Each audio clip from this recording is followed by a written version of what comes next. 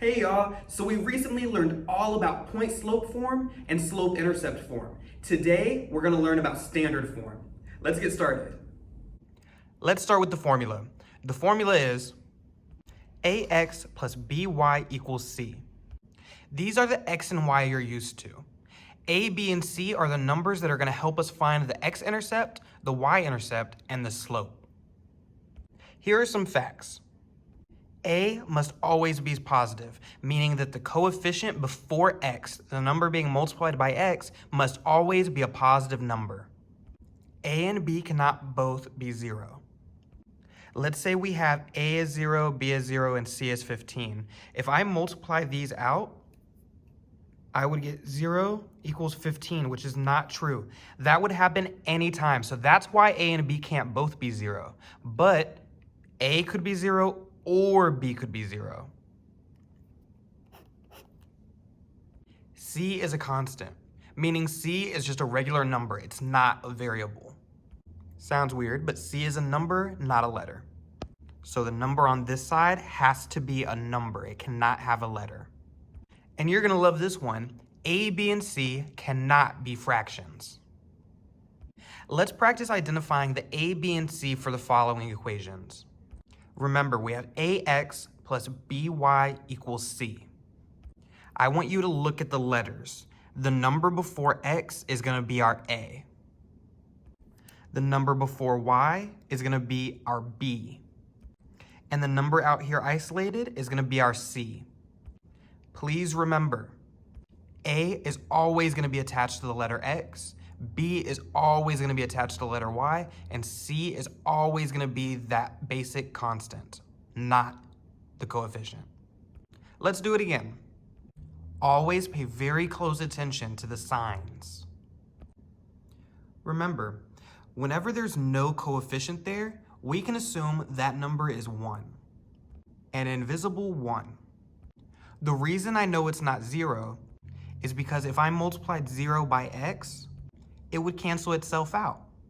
So because x is still there, that means that its coefficient is 1.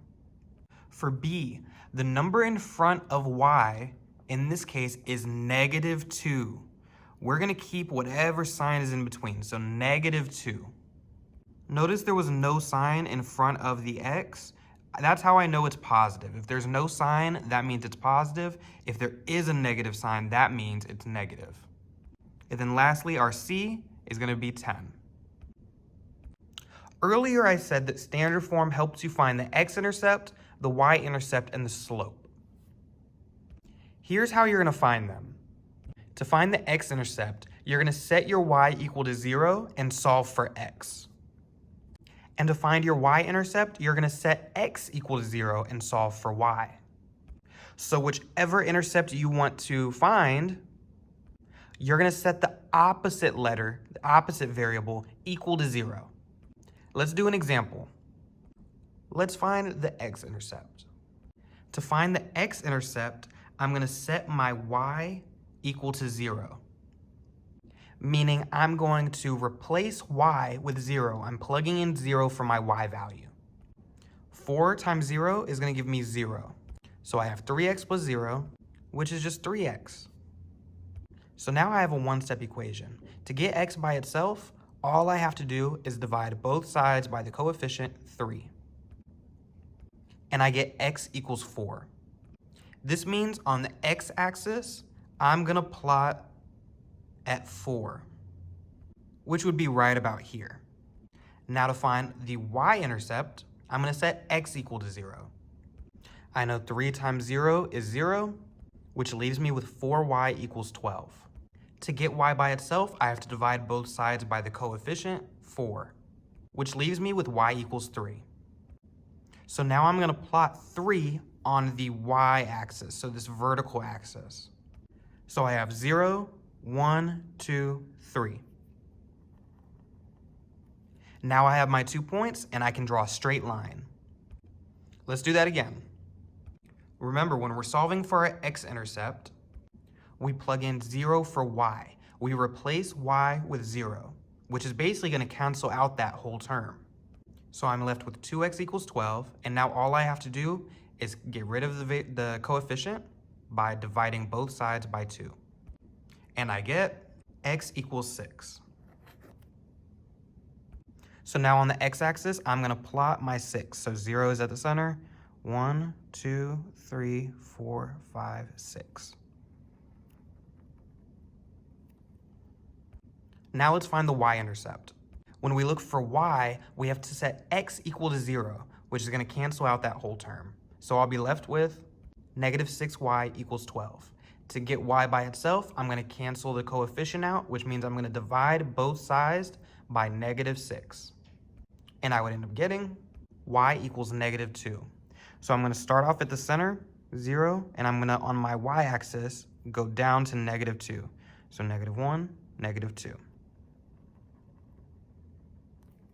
So now I have my 2 points. I can create a line. Let's turn the page. We can also use the a and b in the formula to do a quick trick to find the slope. M is going to equal negative a divided by b. Meaning I'm going to take whatever number is in front of x, and I'm going to make it negative, and I'm going to divide it by whatever number is in front of the y. Let's do an example. First, I need to identify a, which is the number in front of x, which is positive 15. And then the number in front of y is negative 3. Remember, slope equals negative a over b. So I'm going to take the value that I got for a, and I'm going to switch its sign, so negative 15, and then I'm going to put it over b, which is negative 3. Negative 15 divided by negative 3, remember a negative time divided by a negative is going to be a positive, and 15 divided by 3 is 5. So my slope equals positive 5. Let's try the second one. Remember, our slope is negative a over b, so we have to find our a and b values. So the number in front of x is positive 6. So I'm going to write positive 6. And the number in front of y, there is no number in front of y, just a plus sign. And so whenever there's no coefficient, I can assume it's an invisible 1. So we have positive 1. So now I'm going to plug those in.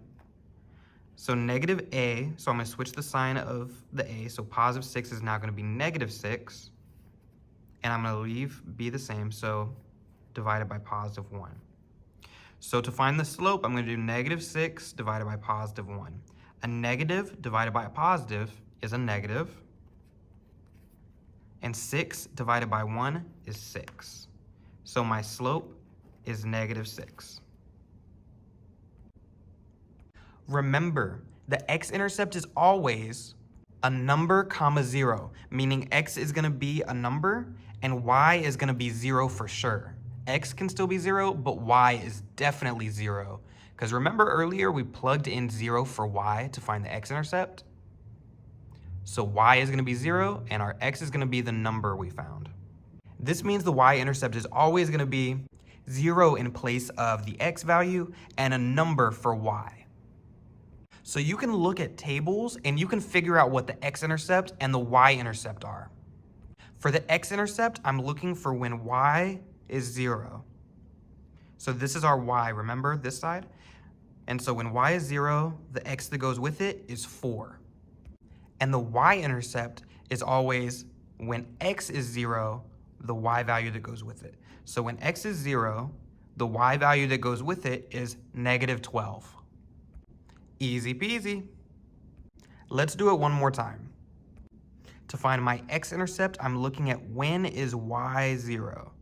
So when y is 0, the x that goes with it is 2. And to find the y-intercept, I'm looking when x is 0, what is the y value that goes with it?